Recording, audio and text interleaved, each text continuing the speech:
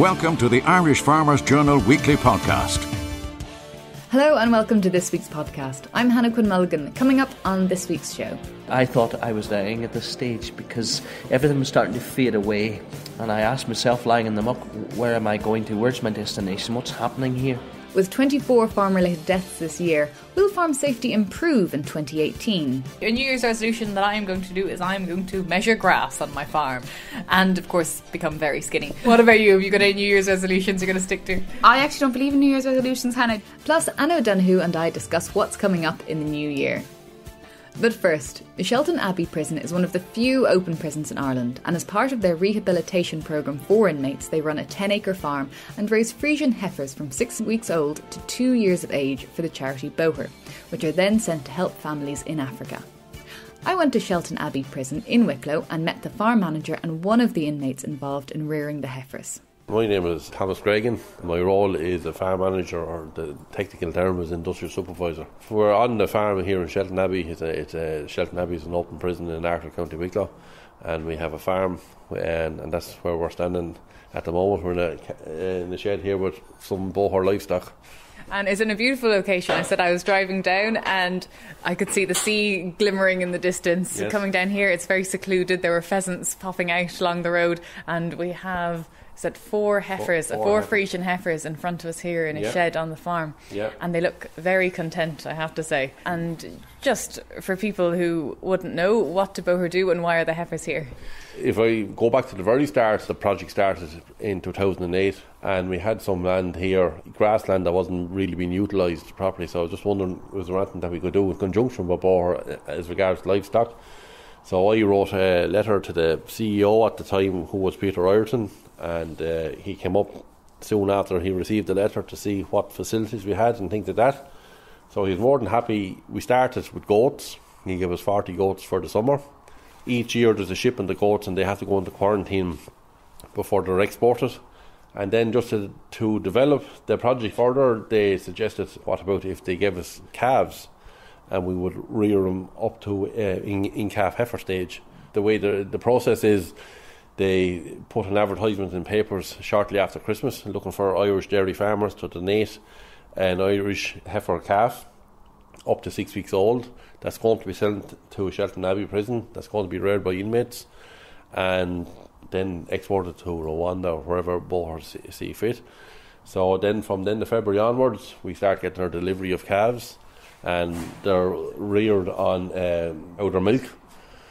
And we're up to the stage then that they're old enough to hire a bull, and we get them scanned. Then when they're scanned in calf, then we give them back to Bóthar, and Bóthar does the exporting on them. Because it's an open prison. It's the only open prison in Ireland. Well, there is one other up in Cavan, Loughlin House as well. Do they have calves though? No, the Bóthar project has spread up there as well. That's amazing. So it's been a success since you started back in 2008. It's been a real success, and it's it really kept going. Has. Absolutely. I said, number one, the generosity of the Irish farmer.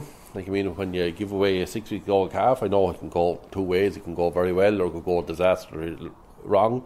But when you see the heifers in calf living here, they're absolutely very fine stock. So it's an extremely generous donation to be given, And then the biggest winner of all, I suppose, is the work that it creates for us and the inmates. Myself and my colleague Declan, we work Monday to Friday. So it's over to the prisoners then on Saturdays and Sundays and bank holidays. So they're our eyes and ears, and they're our workers. They do everything, they're trained on how to mix the milk, the different quantities of milk to powder, water to powder, etc. And feed them and check them for health-wise and make sure there's nothing sick or injured or anything like that. So they really buy into the whole idea.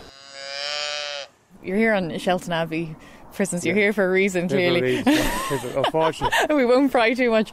But had you ever worked with animals before? No. How do you find it? Do you like it? Yeah, I find it good.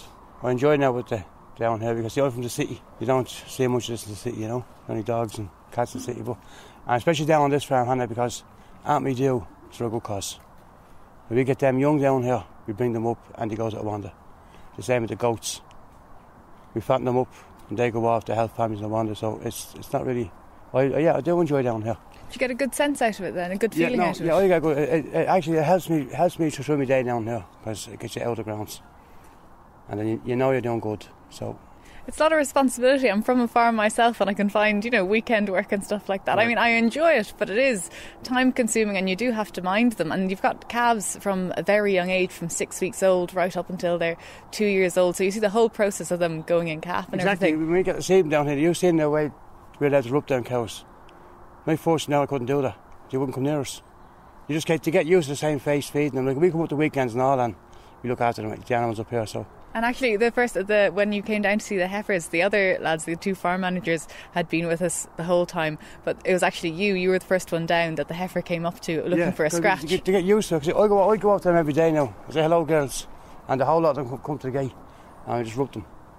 So the more you do that, the more you get used to it. No forcing out to them. They're in that field there. When we used to go to the field, they'd walk away. But now they're coming to us, myself and my friend. They come to us all the time because we're around them a lot. Do you enjoy the responsibility of it? Yeah, definitely, yeah. I always like the countryside, but I don't get enough of it. And do you think it might be something you'd be interested in doing in the future? No. It's a bit late now, I'm getting it over farming. So what's the daily routine like? What time do you get to the farm? We go to the farm, we go up here at 9. And then we have to let the hens out, or to go and do the eggs and wash the eggs, tray them up. And then these animals have to be fed as well. So we're up here from 9 till 12 at lunch and back up at 2 till 4. But you enjoy, say, the charity aspect and kind of, you can see those heifers there and they're going to make a difference to a family. Ah, big time, yeah, big time. That's what I'm saying, Aunt me do down here is for a good cause. The Irish Farmers Journal Weekly Podcast. Now, with friends and family gathered over the holiday period, it's important to take stock of farm safety, with the annual number of farm deaths rising to 24 this year. William Sawyer lost his arm in a farm accident at the age of 12 and shared his story at the first annual Embrace Farm conference in November this year. So it was an Easter Monday, 1990, 16th of April, and my father that day, on the earlier part of the day, told me the do's and the don'ts once we got everything up and running.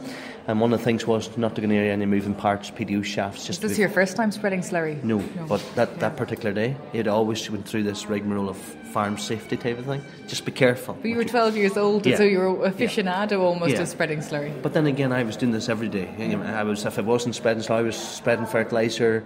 I was driving the tractor since I was 7, and that's what you done, born into it. So everything was going according to plan, and it came to about 8:15 at night. My mother called us in for tea. So we were sitting around the table. My father was reading the Belfast Telegraph, which is a local paper, and he says, "That'll do you today." But I was very aware that just one load would finish the field, and it's always the case you want to get it finished and done and dusted so you can start something fresh in the morning. So tractor up and running, PDU shaft running, tankers sucking the slurry up into the tank. And as I go out past the window after finishing my tea, which was just minutes later, and my mother called me back to put on my coat. So I went back and put on the coat, didn't bother zipping up the coat, and ran on out. And I realised that it had been sucking the slurry into the tanker for a long time, and I thought there's something badly wrong here. So at the front of the tanker, I thought I would do some investigating. And there's a little regulator at the front of the tanker, and it wasn't working to my pleasement. The vacuum pump wasn't circulating the oil correctly. So I thought I would do some alteration to it by a little regulator on top of the vacuum pump. And in doing so, the next thing I had this tugging sensation. And as quickly as you blink your eye, which is a second, the machine took me in the PDU shaft and flung me over the top of the drawbar and wheeled me down onto the ground with severe impact. I was looking in below the drawbar with one eye, and I thought I was dying at this stage because everything was starting to fade away. And I asked myself, lying in the muck, where am I going to? Where's my destination? What's happening here? And as I lay a while longer, I simply come back to my senses and realise I'm still in the same place. And I says, I must do something. So I crawled off the top of the PDU shaft in the drawbar, and I made my way to try and get up onto my feet. And in doing so, I looked down and I could see only socks on and a pair of underwear and nothing else. I was totally naked. And I look over to the right-hand side and I can see an arm lying. Now, my brain's telling me I have 2 arms, but my body, physically, I have only one arm. And I realise that's my arm. And then the next thing, I put my hand up to my face because I can't see out of my right eye. And I realised not only I've lost the arm, I've lost the sight of the eye as well. And then the warning symbols came over the top of my head by the signs that my father told me earlier on, don't go near the PDU shaft. I disobeyed him. It was my fault. and this was the consequences, and I was going to have to live with this. So even then you felt like you'd let him down in some way? Yeah, there was a guilt factor. You were lying there and you could see your arm on the other side of you. Absolutely. Taken off from you, and you were thinking that. And this is my fault. My father's warned me, and I've disobeyed him, and look at the mess I've left this whole situation in. So I walk over to the house fully conscious, no pain, no tears, and I walk up past the window that my sister's doing her studies in for A-levels, and she can see me passing the window, and she says, "Daddy, William's come up the street with only one arm." He's sitting reading that same paper, and he frantically gets out of his chair and runs round to the front door and gets me into the car. So we make our way down to Galvin Hospital, about approximately a journey of 11 miles. But as I travel to the hospital, my father says, "Hold on to the wound tight to try and prevent any bleeding." And then he says, "Let go of the wound," and I did so. And I realised there was no blood coming out of the wound, and he says, "William," he says, "you're going to die short," because he says, you're bleeding inwardly. And then he says, you'll drown your own blood. But in the meantime, down the road, about 5 miles, we met two ambulances coming. They're coming for me. And my sister rang 999 and said we had made our way to the hospital. And they got them stopped. And we got out of the car, and the first ambulance says, "Where's the arm?" He says, "We need the arm." He says, "It's not about his arm, it's his life I'm concerned about." So he says, "Well, we'll send the other ambulance for the arm." But no distance down the road, they met my sister Jane coming in another car with the arm. And what she'd done is she went out and lifted her brother's arm up out of the muck and the slurry, and brought it in and washed it in below a tap, and got all the vegetables out of the freezer and set them down on top of a towel that I dried my hands on about 10 or 15, 20 minutes earlier, and she wrapped the arm and the vegetables out of the freezer to preserve it. And this is what you're to do if anything like this happens. So they got the other arm transferred into the ambulance, and they made their way to Galvin Hospital. They put me to theatre, maybe 12 hours of surgery, tried to sew the arm on, wasn't possible because it wasn't a clean cut up at this end and the other end. My arm would have been 4 inches shorter, and they made the very wise decision, I think, today, of leaving me with the arm off. I was transferred into intensive care for a week because the impact on the side of the head, they didn't want a clot to sit in, and they wanted to keep on monitoring. And after a week in intensive care, back into an ordinary ward. And 14 days, I was released from hospital again. Back home, fully healed. And 2 days later, back at the slurry. And was it that thing as well that you thought you'd let your father down, so you wanted to keep helping him in some respect? Yeah, well, I wanted to prove that I was hindered, but not defeated. And there would be that determination, stubbornness in me, that this isn't the end of it. This is just a chapter. It's closed, but another chapter's opening. We'll have to do things differently, but we're not going to give up on it. And I'm going to prove myself here. For people out there who might be listening, what advice would you give them? Because farm accidents happen, so how can we prevent them? Because there's still a very high amount of them happening. All I'm saying to you is a common sense that you just need to step back from the situation and look at it and analyse it. And you might say, I haven't time to do that. But I'll tell you one thing, when you lie for a fortnight in hospital, you have a whole pile of time to think about it and how you would do things completely different then. So I'm saying them today, I'm not here to tell them how to suck eggs. I'm just here to tell you, take that extra 5 minutes and it can make all the difference of maybe spending 5 weeks, 10 weeks in hospital and then realising there's all the time in the world and how circumstances will change, not only for them but for life, through the result of a serious accident or maybe even a fatality, not there, an empty chair. So common sense has got to prevail here. Just give it that extra 5 minutes and it makes such a difference. You're listening to the Irish Farmers Journal podcast.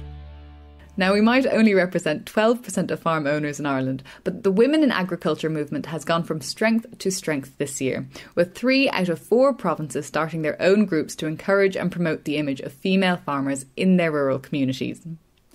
At the annual Women in Agriculture conference in Carlow this year, we asked a number of women who'd been involved in farm organisations across Europe what they thought of the presence of women in Irish farm organisations, and started by asking Joan Fitzpatrick, the former IFA Kilkenny chair, if she thought things had improved since her time in the organisation. No, I don't think it's changed because, in 2010 you had 4 women on National Council. You now have 1 woman on National Council. So, that's actually regression. That's not progression. And that just shows that the IFA really don't value women. If they did, they would be saying, well, where are the women? Why have we not more women? They would be going out of their way to get women elected at county level so that they would be represented, so that they would have at least 30% representation at National Council. But they haven't done that. So when they do that, I'll cheer for them. I'll say, well done, and I will compliment them.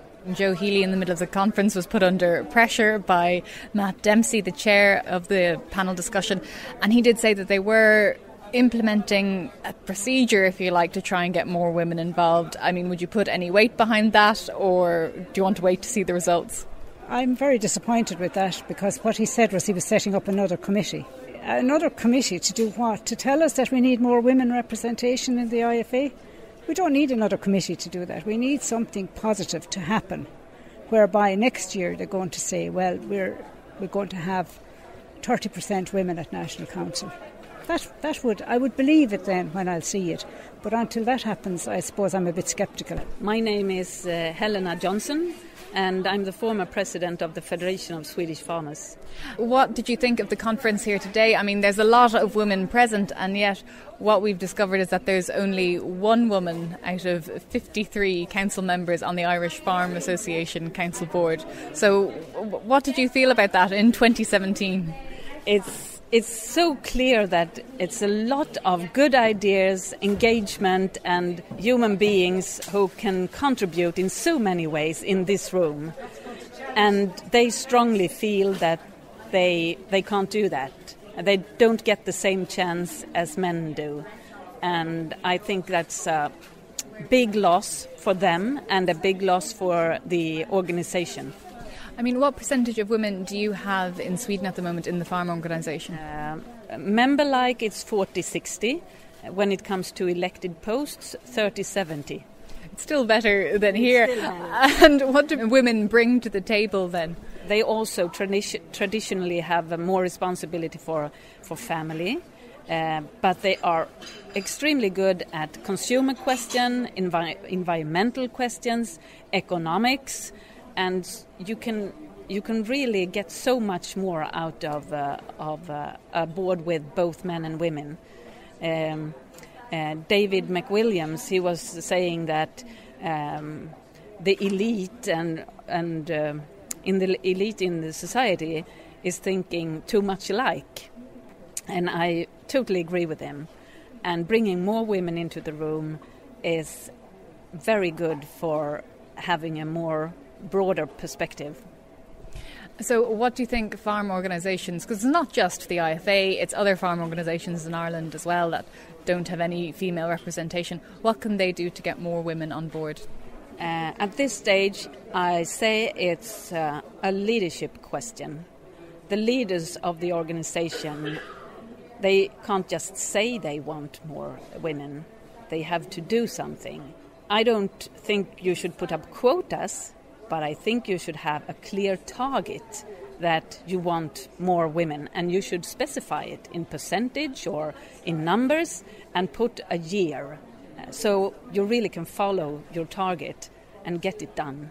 It's how you do everything else. You put up a target, you work for it, and you see if you can nail it. We hope that you're enjoying this Irish Farmers Journal podcast. Find out more at farmersjournal.ie. Now, with 2018 just a couple of days away, Anna O'Donoghue from the Irish Country Living team and myself discussed what's coming up this year. So the next 365 days, what is it going to bring? Well, these, I guess, are the events that we know about. As with every year, the talking points, as looking back on last year, are going to be what we don't know about. These are just the things that are kind of scheduled. So, for example, kind of in sport, we're going to have the World Cup, FIFA World Cup, Moscow and Russia. Even though our beloved boys in green aren't going to be there, it's still going to be a sporting event that the whole country is going to be watching. Some kind of interesting bits going on. Germany will be looking to defend their title, and Iceland and Panama will be competing for the first time. So, Winter Olympics will also be on in Pyongyang, Korea in February. A funny idea, there won't be that many boys in green at the Winter Olympics either now. I don't think so. There's a couple of Irish athletes, numbers escaping me, but they're not a whole pile either.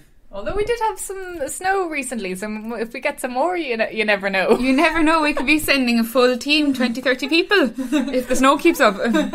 Next generation of Irish athletes for the Winter Olympics, the next Winter Olympics maybe. So what else have we got coming? I know of one event that the office has been very excited about. It's a royal wedding. Yes, much talk about the royal wedding across the whole office. So Prince Harry's going to be officially off the market. He's getting married in May to Meghan Markle. There's still time, Anne, don't worry. Do you think so, Hannah? Okay, great. And do we have any other details besides that about the wedding? Do we know where it's going to be yet? It is going to be Westminster, I'm presuming. Westminster Abbey. No, Windsor Castle, actually. There's a lot of fuzzy details around that about why, and so I'll leave that part out. Is it to do with her divorce, I think? Maybe? Yes, I think so. So it's going to be in St George's Chapel in Windsor Castle. Oh, but it's still a nice family occasion for them anyway. And of course, in the office, we're fighting about who gets the weekend off to watch it. So that's something else to think about. Of course, and they're kind of breaking from tradition, holding on the weekend. So it'll be on the weekend. That does take away the whole issue of they don't have to have whether they're going to have a public holiday or not, because it'll be on the weekend. But as when all the other royals get married, they do get the day off. And so anything else, anything that you personally are looking forward to this coming year? Have you got any kind of personal things going on? No, not personally, but kind of things that I'd be watching very closely, maybe, Hannah, would be things like the presidential election. That's going to be a big one. So Michael D's term in office expires in November. We're going to miss him, aren't we? Oh yes, definitely. He was a great president. So he said that he's going to announce whether he'll run again before the ploughing. That's what he said at the ploughing this year. He said by this time next year then I'll have announced. So sometime in September we'll know whether he'll run or not again and who'll run against him. So that'll be very interesting to watch. And I guess kind of other notable, just another big notable incident would be that in Saudi Arabia women will be allowed to drive in the summer. Oh, very good indeed. And for a New Year's resolution that I am going to do is I'm going to measure grass on my farm. For the first year ever, I'm going to stick to it.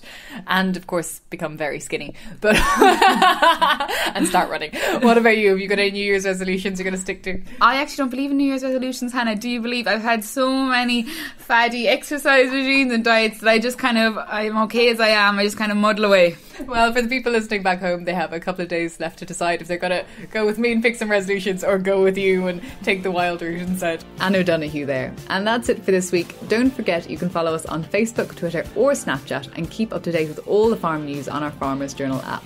From all of us here, we hope you have a very happy new year. I'm Hannah Quinn Mulligan and the sound engineer is Ferdia Mooney. The Irish Farmers Journal podcast, online at farmersjournal.ie and on iTunes every Thursday.